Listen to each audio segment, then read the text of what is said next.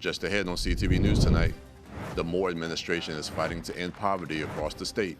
By building strong, supportive communities, we build strong, supportive homes, the kinds of places where children can grow and thrive. Plus, police make another arrest in the fatal shooting of a toddler that rocked the Langley Park community. Those stories and more, next.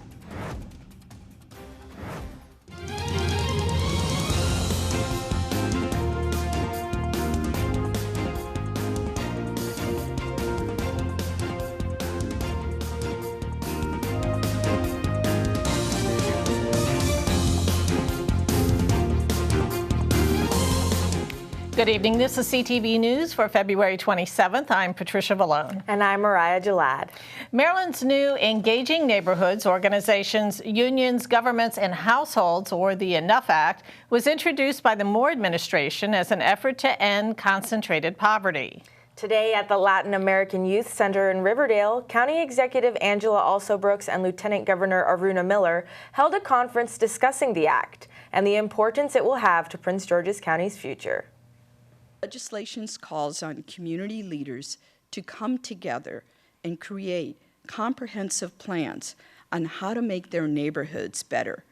Leaders in our communities will provide the vision, and the state will provide the support. The Enough Act was introduced in the Maryland General Assembly by the Moore-Miller administration this year to give communities the support and resources they need to address root causes of poverty.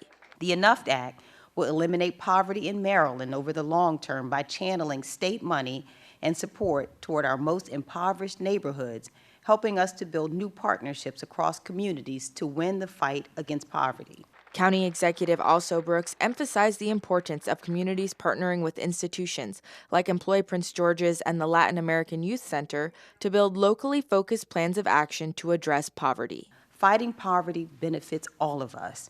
And when we build stronger communities, we drive down crime. When we create new opportunities, we give more people a chance to succeed. When we feed our neediest children, we create stronger, more capable adults who will remember the example of kindness and carry it forward with them in all that they do. Along with leaders from the Prince George's Chamber of Commerce and local unions, Lieutenant Governor Miller also hosted a roundtable to discuss ideas and important issues for the first year of the Enough Act's implementation. Prince George's County is a thriving county here for the state of Maryland, and we need to meet people where they are, right? And that's why we're here, to let them know that the Moore-Miller administration needs them as a partner to make sure that we uplift families and lift children out of poverty. The Moore-Miller administration has allocated $15 million in funding for the initiative in its first year. A fifth suspect has been arrested in connection with the exchange of gunfire that killed a toddler in Langley Park earlier this month. He's been identified as 25-year-old Nielsen Granados Trejo. Granados Trejo is charged with first and second-degree murder in the February 8th deadly shooting of 2-year-old Jeremy Pou Caceres. Now, at a hearing yesterday, he was held without bond. 33-year-old Israel Fuentes Jr., 28-year-old Johnny Alejandro Turcios, and 2 teenagers are also in custody. Granados Trejo will be in court again on March 22nd. Police say this is an ongoing investigation, and for anyone that has any information to call 301-516-2512. Governor Wes Moore blasts an Alabama Supreme Court ruling that frozen embryos have the same rights as children. According to the Capitol News Service, Moore says the judge's decision is completely out of step with how citizens feel about the issue. The Alabama ruling states that those who damage embryos created through in vitro fertilization, or IVF, can be criminally prosecuted. The County Council heard recommendations on how it can go about addressing rent stabilization today. Enterprise Community Partners Incorporated, along with Urban Institute, presented their report and recommendations on the county's growing issue of rent stabilization. The group suggested that the county put limitations on rent increases by capping them at no more than 10%. The recommendations also want the county to create a fair return clause and to create an efficient tenant appeals process, among other suggestions. The I was one of the co-chairs for the committee, so I worked really hard having these conversations with both sides of the spectrum. And so I think these are comprehensive recommendations. I think the most important thing is that we were able to bring all of the stakeholders to the table, hear from all of perspectives, so that it's going to make the bill that we put forward as a council really strong and something that addresses all the concerns across the board. We believe that rent stabilization is a must here in the county. It protects renters. What we saw after emergency protections ended is something we never want to see in the county again. And we saw increases that ranged anywhere from $100 to $800 here in the county alone. It's important to note that the recommendations from the group are not necessarily the recommendations from the Rent Stabilization Work Group, which is chaired by Orietta. Now, a report on possible changes to Maryland's judicial selection process is pushed back to the 2025 General Assembly session. A work group was created 18 months ago to study and conduct hearings on how best to choose judges in the state. The group was originally scheduled to present its findings to the legislature last month. The delay is attributed in part to another top legislative priority this session, the passage of a measure to enhance personal security for judges after the fatal shooting of a Washington County judge. That bill passed the Senate 43-1 earlier this month. The House version is awaiting action by the Judiciary Committee. And you are watching CTV News. Coming up, Maryland lawmakers are working on a bill to increase safety for people with special needs. Plus, a push to keep Black history books on school shelves. More news when we return. Innovation transforms the world, moving us forward not just in steps, but in leaps and bounds. Innovation created a healthcare system so extraordinary, it not only improves the lives of veterans, it transforms the lives of healthcare professionals, collaborating through integrated care teams, accessing the latest technology, working with the most advanced medical science, and even creating it. Like discovering new ways to integrate technology with the human body. It's a unique culture of transformation that leads to solutions that best serve our veterans. The Department of Veterans Affairs, where innovation ensures those who served our nation are served by the very best. See how a career at VA can transform your future. This is where Leah learned to dribble, where James first picked up a brush, where Bella made meal kits for neighbors in need. This school year, many YMCAs are transforming some of their spaces for virtual learning, dedicating staff and even providing meals. So now, this is also where they will master long division, study photosynthesis, and learn when they need support, the Y is there for them. The Y, forever learning for a better us. A lot of my best memories of the holidays are centered around my grandmother. My grandmother's sweet potato pie, it just felt like a hug. I remember every time we'd come to her house, once you open that door, like it just hits you and you're like, okay, the pies are ready, it's time. Food is a source of comfort. Food really helps bring people together.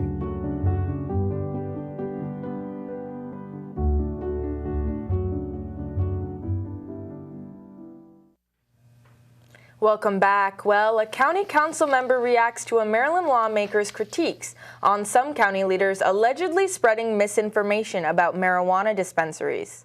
Walla Blagay of District 6 says she rebukes Delegate C.T. Wilson's recent remarks on county officials.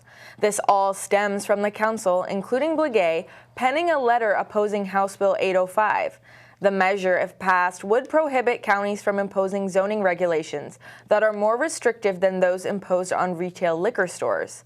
Blagay says she is concerned that the bill, which Wilson is the sponsor of, would lead to oversaturation of marijuana dispensaries in some communities in Prince George's. bill that they have, although he might argue that it's only 9 more dispensaries, there's nothing to stop it from going all in the same community. The only limit it is that it has to be 1,000 feet from each other, which is less than a mile, 1/5 of a mile. So you can put it all down Marlboro Pike, and they could still be 1,000 feet of each other. So it doesn't address our issue. Blagay says she would prefer a bill that would limit the dispensaries per legislative district.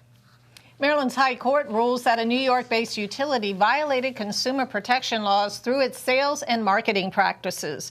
According to the Daily Record, Smart Energy deceived consumers and must pay refunds to the customers.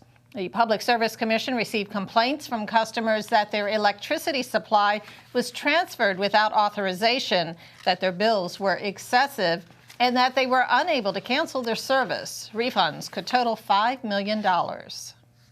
The Maryland Senate Judicial Proceedings Committee is hearing a bill today that would create a missing alert system specifically for people with special needs. It would be called the Purple Alert and would apply to people ages 18 to 60 with intellectual or developmental disabilities. The bill was inspired by Rashawn Williams, a Montgomery County man with Down syndrome, who went missing for several days after wandering away from his group home. Williams' family says they don't want any other family to go through what they experienced, so they're advocating for the Purple Alert to give people with special needs a voice. As Republican governors of some states like Florida, Arkansas, and Virginia use their executive powers to ban books and certain teachings about African Americans, their Democratic counterparts have used their authority to push back on that movement. At the 2023 commencement address at Morehouse College, Wes Moore chastised GOP lawmakers for leading statewide bans. In a statement to the GRIO, Moore says that Black History Month reminds us that our present is the result of fights, struggles, and victories that came before us. Moore implored people to stand together to protect history and be unapologetic about it. And it is the first Black-owned brewery in the county. We'll introduce you to the owners and makers of Liquid Intrusion Brewery as we continue to recognize and celebrate Black history. And Easter is just around the corner. If you want tickets to the White House Easter egg roll, we have details on how you might be able to win a lucky ticket. Those stories and more after the break.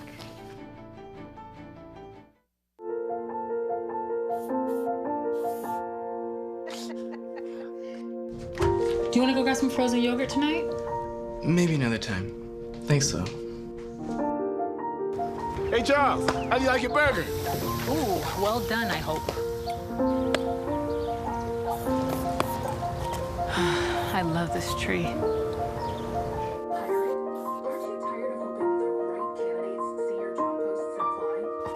Hey, honey. We thought we'd try something new. Family art hour. Come on, sit down. Okay, guys, what do you think? That is you. Oh, you got jokes. You're funny. That is you, and that is your son, and your other son.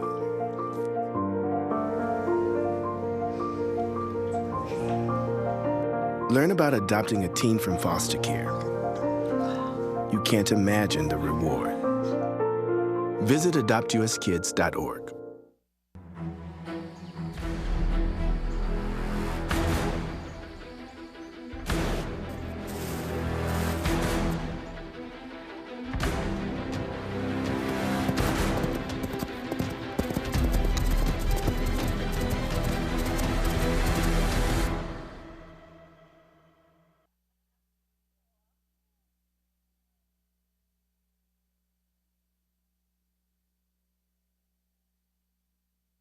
For over 100 years, Rotary members have taken action when challenges arise.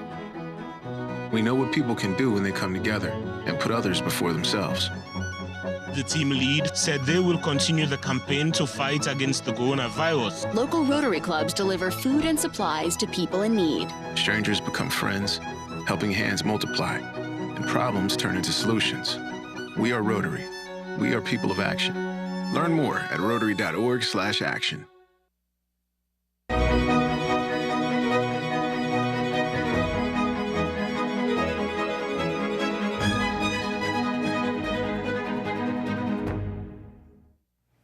Well, according to the National Black Brewers Association, fewer than 1% of the 8,500 craft beer breweries in the U.S. are Black-owned. 2 of those are in Prince George's County.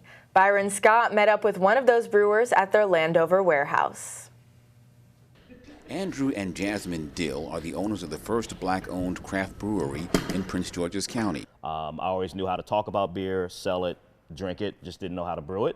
It's called Liquid Intrusion Brewing Company. For years, Andrew worked for others in the beer business, but then the pandemic hit and he got laid off. And everything shut down. He's in my way. Hey, dude, we got to find you a hobby. I always knew how to talk about beer, sell it, drink it, just didn't know how to brew it. And that, more or less, is how Liquid Intrusion got started. The company was founded out of their Brandywine home in 2022. I would definitely say, one, having a lot of friends and family come over during like sporting events, just drinking our home brew. And then just hearing the same thing, like, man, this is really good. I've never tasted anything like this on the market. The 2 are high school sweethearts who attended Suitland High. It still feels like a dream. You always have the dream of wanting to go and see your face on something or to see your product on the shelf somewhere, but to actually see it come to fruition and we are able to say, oh, well, guys, that's our liquid on the shelves. We're actually the owners. So it never gets old. Currently, they offer 2 beers, South of DC Cream Ale. We say it pairs well with family, friends, finger food, and football. So all the fun things. The other is African Queen and her 7 C's, which includes 7 hops that begin with the letter C. African Queen is the prominent hop that's in there. African Queen is a hop that's imported from South Africa, so like West Cape Town. They are available as far north as Frederick to as far south as Lexington Park, including Ocean City. Key accounts would be BWI Airport, first Black-owned brewery in BWI, first self-distributed brewery in BWI. We have all the Whole Foods in Washington, D.C., both Total Wines in the state of Maryland, so that's Towson, Maryland, and Laurel, Maryland. Currently, they contract with another company to brew their beer, which they refer to as Liquid. The plan is to have their own brick-and-mortar location somewhere between Bowie and Brandywine in the near future. A lot of what was marketed to us, the 40 ounces and the malt liquors, we want to just change that narrative to let them know that, you don't have to drink that. You can drink stuff that is good for you and it won't make you sick. As for the company's motto, may the liquid always prevail. Andrew is a big Star Wars fan. We call beer liquid, so with that, we wanted to try to double down on that. So may the liquid always prevail. We don't care who you are, where you're from, your background, your orientation. If we stay true to it, may the liquid always prevail. Byron Scott, CTV News. And for more information about the company, you can go to the web address on your screen. Well, Maryland's Attorney General joins a lawsuit that is looking to block the proposed merger of 2 of the nation's largest supermarkets. 8 states, including Maryland, and the Federal Trade Commission are against the merger of Kroger and Albertsons companies. Now, the lawsuit alleges that the merger violates the Clayton Act, which prohibits corporate mergers if it results in reducing competition and creating a monopoly. Now, in a survey from the Maryland Attorney General's office, nearly 60% of Marylanders expressed concerns about the proposed merger. The department store Macy's is gearing up to close 150 stores and 50 by year-end.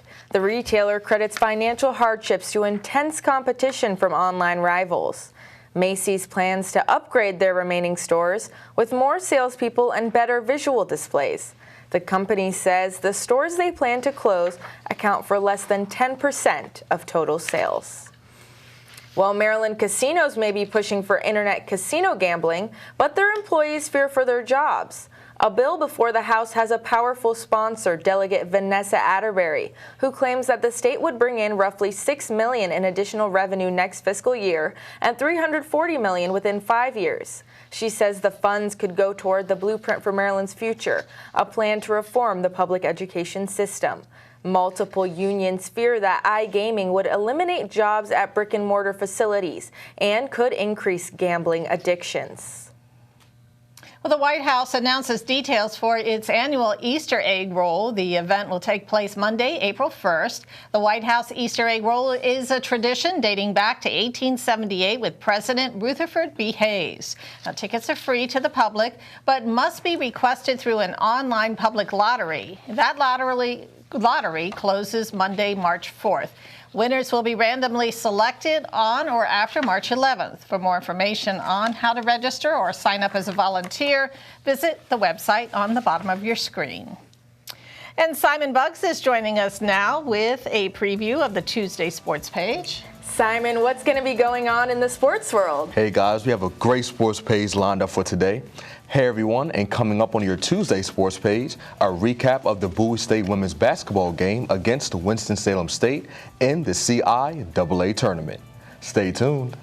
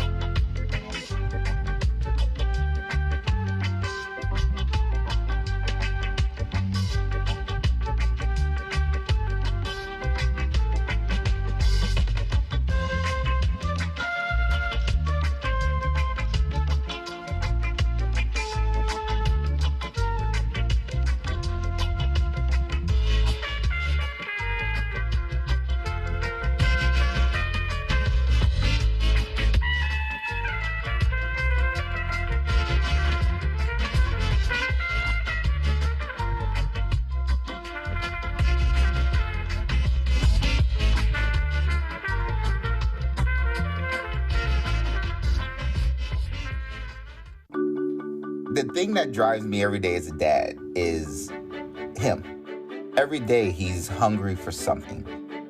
And there's this huge responsibility in making sure that he's a good person. I think the advice I would give is you don't need to know all the answers. It's okay to make mistakes. As long as it's coming from love, then it kind of starts to work itself out.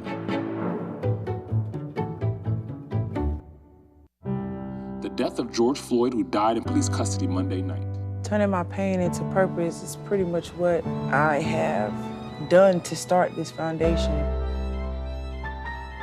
It's going to take more than just us, you know, as a foundation. It's going to take the community, the world, to help us make a change, because it just can't be us.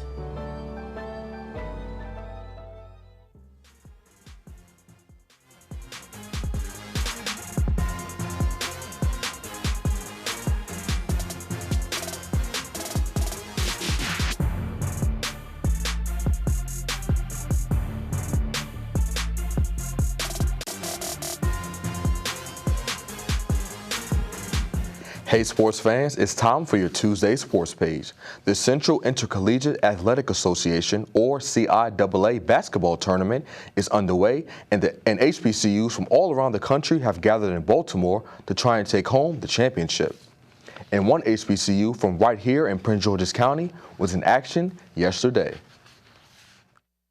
The Bowie State women's basketball squad matched up versus Winston-Salem State yesterday in the opening round of the CIAA tournament, and the Lady Bulldogs made some good plays over the course of the game.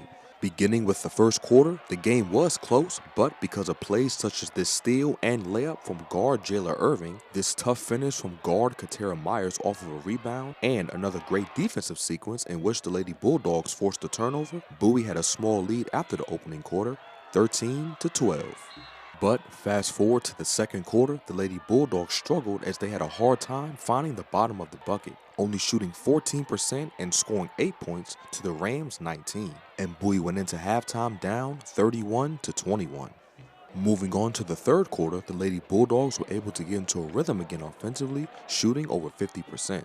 And due to them making plays like this dime from guard Robin Howard to set up a layup for Anai Harris, and these 2 3-pointers made from Harris and Irvin, Bowie outscored Winston-Salem 24-14 and tied the game at 45 heading into the fourth quarter. In the fourth quarter, the Bulldogs and Rams traded baskets with one another and found themselves tied at 61 apiece. Guard Anai Harris had a shot to take the lead with a layup but ended up missing it. And after an and-one layup and made free throw from the Rams, Bowie was down 64-61. With a shot to send the game into overtime, Irvin got open for a 3-pointer but ended up missing it, and the Lady Bulldogs fell to the Rams 64-61. The Lady Bulldogs will try again next year to take home the CIAA championship trophy. But the Bowie State men's basketball team will take the court tonight for their first game of the tournament. The Bulldogs will match up against Livingstone at 6:40. All right, Simon, so how was that CIAA experience? Well, Patty and Mariah, this is my second year going, and it was an absolutely wonderful experience, not only to see Bowie State, but also other HBCUs put their talent on display. It was definitely a sight to behold. It was definitely disappointing that my alma mater, the Bowie State women's basketball team, couldn't take home the trophy for the second year in a row, but hopefully the men's basketball team, they can make some noise in the tournament, hopefully bring home the chip. All right, and ladies, maybe it'll come back next year. Hopefully. All right, thank you. Well, now let's get a quick check on our 3-day weather forecast. Tonight, there's going to be a 70% chance of rain, and tomorrow, the rain continues, with a high of 70 degrees getting us ready for spring. And Thursday's temps will drop to 46 with clear skies, a low of 29. Friday warms back up. It'll be mostly sunny with a high of 51. And now for the community calendar. To celebrate Heart Health Month, the Tucker Road Community Center invites you to iHeart Yoga. Through guided breathwork and mindfulness, this class aims to cultivate balance and well-being. It takes place tomorrow, February 28th from 7 until 8 in the evening. For more information, call 301-248-4404.